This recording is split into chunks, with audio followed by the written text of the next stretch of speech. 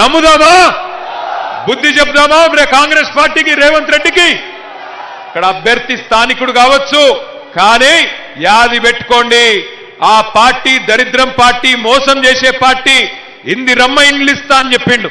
ఇందిరమ్మ ఇండ్లు ఇస్తా, 5 లక్షల రూపాయలు ఇస్తా, ఎస్సీ ఎస్టీలు అయితే 6 లక్షల రూపాయలు ఇస్తా అన్నాడు. మరి ఇవాళ ఇందిరమ్మ ఇండ్లు ఇచ్చుడు కాదు, ఇందిరమ్మ రాజ్యం అంటే హైదరాబాద్ లో ఇండ్లు గూలగొట్టే రాజ్యం వచ్చింది. ఒక్కసారి గుర్తు తెచ్చుకోండి.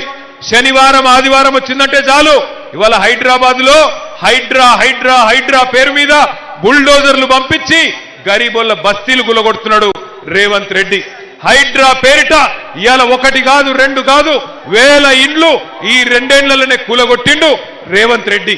అందుకే నేను అడుగుతున్నా, ఇందిరమ్మ రాజ్యం పేరు మీద ఇండ్లు గులగొట్టేటోళ్లకు ఓట్లేద్దామా? ఓట్లేద్దామా ఇండ్లు గులగొట్టేటోళ్లకు? నేను చెప్పేది నిజమా కాదా?